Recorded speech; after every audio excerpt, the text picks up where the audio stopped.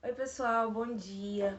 Vamos dando continuidade à nossa lição 10, na qual nós estamos conversando sobre a vida de Gideão e sobre como Deus usou Gideão de uma forma extraordinária.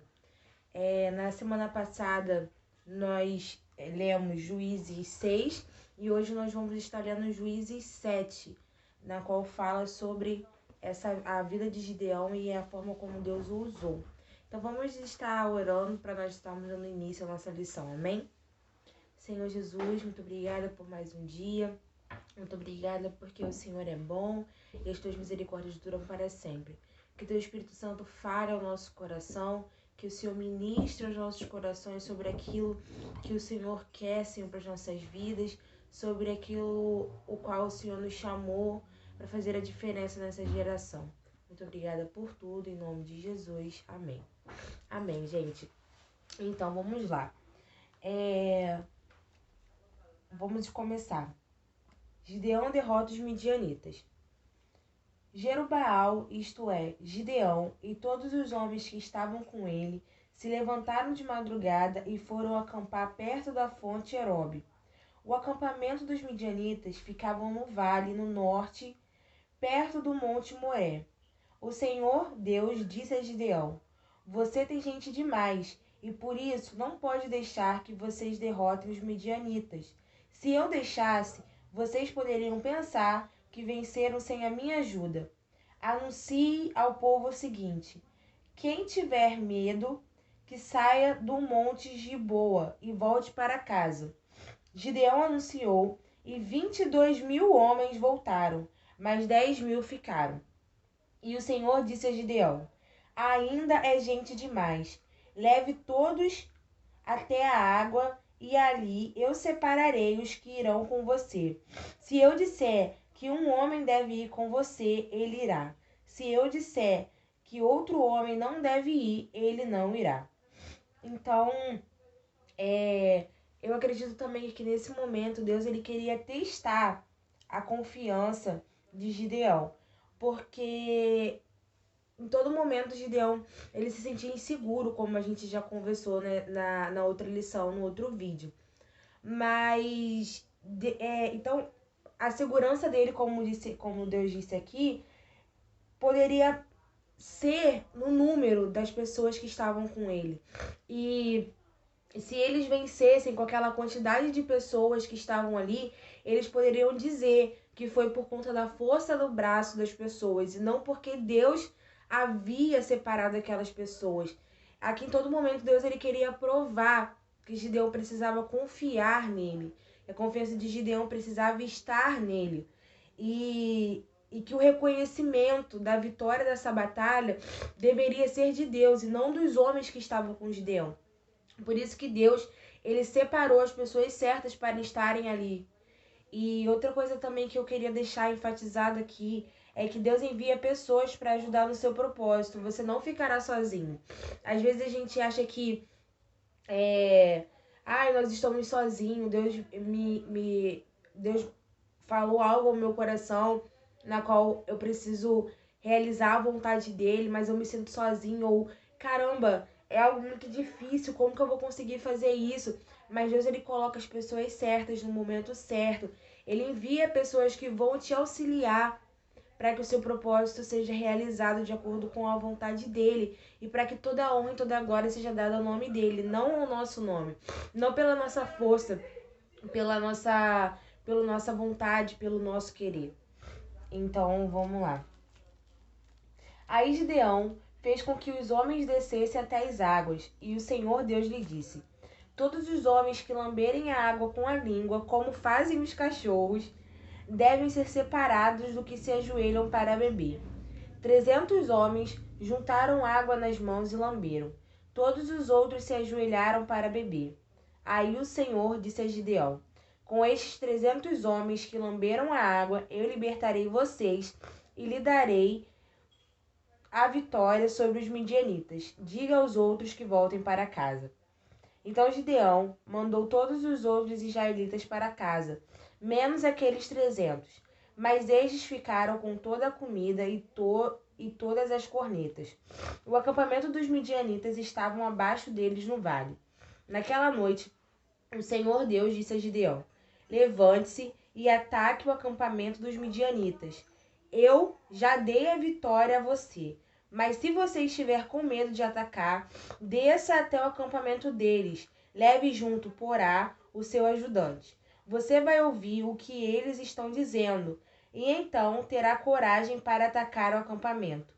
Gideão e Porá desceram até bem perto do acampamento inimigo. E eu achei muito incrível aqui que Gideão ele ficou inseguro mais uma vez. Mas o Senhor ele se importava com a insegurança de Gideão, se importava com, com, com a insegurança do coração de Gideão, né? Porque o Senhor disse que eu já te dei a vitória. O Senhor ele já havia afirmado que Gideão ele já seria vitorioso. Mas mesmo assim, Gideão se sentia inseguro. Então Deus falou assim: mas se você ainda assim se sentir inseguro, chame Porá, que era o ajudante de Gideão, para descer com você. Para descer com Gideão, descer com ele. Então, mesmo Deus já tendo decretado a vitória sobre a vida de Gideão, Gideão se sentiu inseguro, mas Deus se importou com a insegurança de Gideão. Então, Deus ele botou mais uma vez uma pessoa certa ao lado de Gideão para que Gideão descesse com aquela pessoa até o acampamento dos midianitas. Então, Deus ele se importa com os nossos sentimentos, com as nossas incertezas, com as nossas inseguranças, porque Deus ele criou o homem. Então Deus ele sabe dos nossos sentimentos, daquilo que está no nosso coração. Então ele se importa com isso.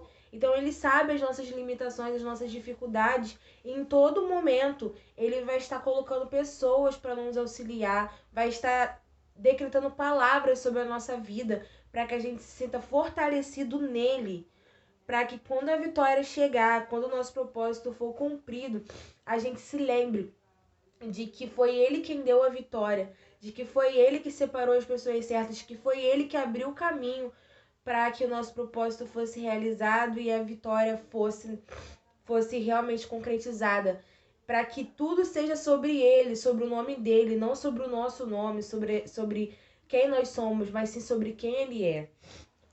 Então, Gideão e Porá desceram até bem perto do acampamento inimigo. Os medianitas, os amalequitas e os povos do deserto estavam espalhados no vale, como uma nuvem de gafanhotos. Eles e os seus camelos eram tantos como o grão da areia da praia do mar. Quando Gideão chegou, ouviu um homem contando seu sonho a um amigo. Ele dizia: eu sonhei que um pão de cevada rolou para dentro do nosso acampamento. Veio e bateu numa barraca. Ela caiu, virou no avesso e ficou estendida no chão. O amigo respondeu: é a espada de Gideão, o israelita, o filho de Joás. Isto quer dizer que Deus entregou a ele o nosso povo e todo o nosso exército. Quando Gideão ouviu esse sonho e entendeu o que ele queria dizer, ajoelhou-se e adorou a Deus. Então voltou para o acampamento israelita e disse: levante-se, o Senhor entregou o exército dos midianitas nas nossas mãos. Gideão separou os 300 em 3 grupos de cada homem, uma corneta de chifre de carneiro e um jarro com uma tocha dentro, e disse: olhem para mim, e quando eu chegar perto do acampamento inimigo, façam o que eu fizer. Quando eu e o meu grupo tocarmos as cornetas, então vocês que estarão cercando o acampamento, toquem as cornetas e gritem: pelo Senhor e por Gideão. Então, foi o que eu disse, né? Nunca foi sobre nós, nem sobre o que nós podemos fazer. Aquela música que eu gosto muito também, que fala sobre isso. E Gideão, ele reconheceu a soberania de Deus. Deus já tinha preparado tudo. Ele só levantou Gideão para mostrar que ele se importa que façamos... Desculpa. Ele só levantou Gideão para mostrar que ele se importa que façamos parte do seu propósito. Então, Deus fez com que Gideão descesse até o acampamento dos midianitas para que ele escutasse o sonho que os midianitas, que um dos midianitas teve, para poder mostrar que Deus também já tinha falado com os midianitas através dos sonhos, de que Deus já tinha decretado a vitória sobre o povo e que Deus ele tinha levantado Gideão. Então Deus ele usou até o ímpio para poder falar com Gideão. E isso é incrível porque quando a gente acontece a mesma coisa, às vezes nós estamos inseguros com algo, mas Deus ele já preparou todo o terreno. Toda a vitória aqui, toda a batalha já estava decretada a vitória, mesmo com a insegurança no coração de Gideão, para poder mostrar que Deus, ele prepara tudo, mas e que Deus ele não precisaria de nós, mas que Deus ele se importa com que nós façamos parte do seu propósito. E por isso ele nos chama, por isso ele nos levanta. Mesmo nós sendo que nós sejamos falhos, pecadores, Deus ele nos levanta. Ele se importa que a gente participe do seu propósito, porque ele sendo soberano sobre todas as coisas, ele poderia fazer tudo sozinho, mas ele nos chama para participar do seu plano perfeito. Ele nos chama para que nós possamos participar do seu propósito, que é proclamar o evangelho a toda criatura, quer salvar vidas através do nome dele, quer curar através do nome dele. Então ele se importa conosco, ele quer que nós façamos parte do seu propósito. Então eu queria enfatizar bem isso nessa manhã. Deus ele quer que você faça parte dos propósitos dele. Deus ele se importa com você, ele conta com você para que o propósito dele seja cumprido. Ele já preparou tudo, então tenha essa segurança no seu coração que tudo já foi concretizado, já foi afirmado no nome dele. E ele já preparou todo o terreno para que a vitória seja nossa. Você só precisa se levantar e dizer: eis-me aqui, mesmo com todas as suas inseguranças, com todas as suas incertezas. Você só precisa dizer: Senhor, eis-me aqui. E Deus ele conhece seu coração, então ele vai preparar todo o terreno, ele vai colocar as pessoas certas no seu caminho para que o propósito dele seja realizado. Então, vamos continuar aqui. Então e cada um ficou parado no seu lugar, em volta do acampamento. Então todo o exército inimigo fugiu, gritando. Enquanto os 300 homens tocavam a corneta, o Senhor Deus fez com que os homens do acampamento atacassem uns aos outros com a espada. Então os homens de Efraim foram e defenderam o rio Jordão e os seus riachos até Bate-bara. Eles prenderam Oreb e Zeeb, os dois chefes midianitas. Mataram Oreb na pedra de Oreb e mataram Zeeb no seu tanque de pisar uvas. Então, Deus ele foi tão incrível que o povo de Gideão os israelitas só precisaram tocar a corneta, que os próprios midianitas começaram a lutar entre eles. Os próprios midianitas se destruíram. Os israelitas nem precisaram lutar com eles, eles apenas trocaram a corneta, porque Deus já tinha entregado, Deus já tinha decretado que a vitória seria do povo. E o Senhor Deus fez com que os homens do acampamento atacassem uns aos outros. Aqui em Juízes 7, enfatizou bem isso, falando que o Senhor Deus fez, para que em nenhum momento o povo achasse que a vitória foi dada a eles pela força do seu braço, mas sim pela palavra do Deus vivo, do Deus de Israel, que já tinha decretado a vitória. E aqui na nossa lição, eu queria ler aqui para vocês aqui na nossa revista, que diz assim: Deus tem uma certa apreciação pelas limitações humanas, pois são nelas onde o seu poder tem mais oportunidade de se manifestar. A visão humana é limitada em relação às possibilidades de Deus.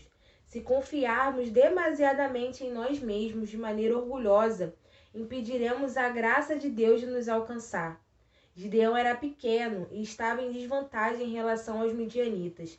Mas quando mudou sua visão a respeito de Deus e viu a si mesmo dentro da perspectiva de Deus, se tornou um útil canal de libertação e de transformação histórica. Pode ser que as mudanças que estamos esperando estejam dentro de nós.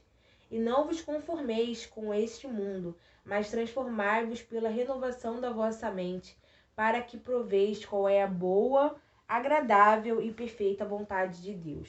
Romanos 12, 2. Então, era isso que eu queria deixar para vocês. Que vocês se tornem um canal útil nas mãos de Deus. Que vocês entendam, que vocês mudem a ideia de vocês e que vocês realmente entendam que se você se colocar disponível nas mãos de Deus, você vai ser usado por Ele. Porque Deus, ele, como diz aqui a lição, ele tem uma apreciação pela nossa fraqueza, sabe? Ele entende as nossas fraquezas. E tem até aqui em 2 Coríntios 12 diz que o poder de Deus, ele se aperfeiçoa na nossa fraqueza. E quando a gente pensa que nós estamos fracos, aí que nós estamos fortes. Então apenas se coloque como um canal nas mãos de Deus. Apenas diga: Senhor, eis-me aqui, envia-me a mim.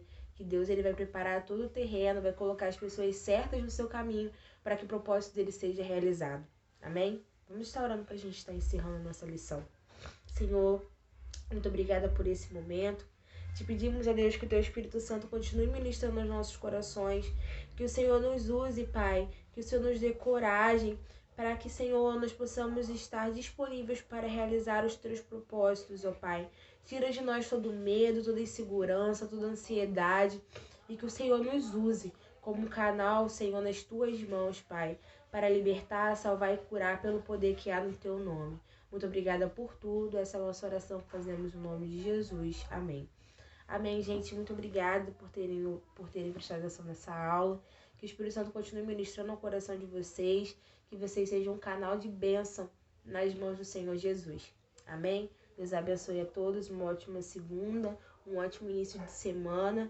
E no sábado, às 19 horas, nós temos a nossa reunião pelo Google Meet, para que a gente debata um pouco mais sobre essa lição 10, para que na próxima semana a gente dê início à lição 11. Amém? Deus abençoe a todos.